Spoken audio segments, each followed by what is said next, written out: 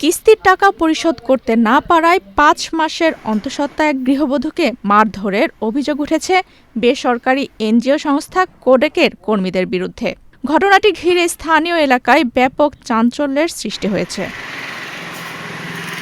২৫শে এপ্রিল শনিবার বিকেল ৫টার দিকে পটুয়াখালীর কলাপাড়া উপজেলার ধানখালী ইউনিয়নের গন্ডামারি গ্রামে ভুক্তভোগী খায়রুন বেগমের নিজ বাড়িতে ঘটনাটি ঘটে। গুরুতর অসুস্থ অবস্থায় তাকে উদ্ধার করে কলাপাড়া উপজেলা স্বাস্থ্য কমপ্লেক্সের প্রসূতি বিভাগে ভর্তি করা হয়েছে। হাসপাতালে চিকিৎসাধীন খায়রুন বেগম জানান, কোডেকের ধানখালী শাখার ম্যানেজার মনির হোসেন সহ ২ নারী কর্মী কিস্তির টাকা আদায়ের জন্য খায়রুন বেগমের বাড়িতে যান। এ সময় কথা কাটাকাটির এক পর্যায়ে তারা তাকে চুল ধরে টেনে হিঁচড়ে মারধর করেন এবং কিল ঘুষির পাশাপাশি তার তলপেটেও লাথি মারেন, এমনটাই অভিযোগ। এতে তিনি গুরুতর অসুস্থ হয়ে পড়লে স্থানীয়রা তাকে উদ্ধার করে হাসপাতালে নিয়ে যান। ১ মাস যুদ্ধ গেছে, টাকা পয়সা সমস্যার কারণে টাকা দিতে পারিনি।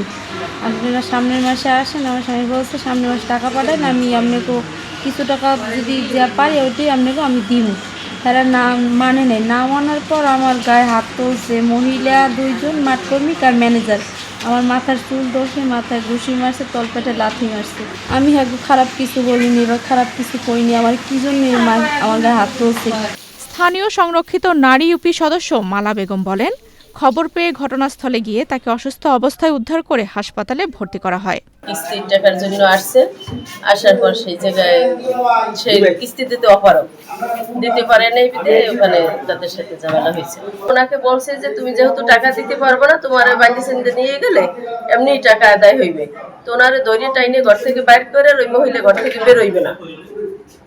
এরপর যে ওই মহিলা দরজা ধরে দাঁড়াই রয়েছে, বেরোইবে না, ওই অবস্থায় নাকি মহিলারা লাথি দিয়েছে, চুল ধরে টান দিয়েছে।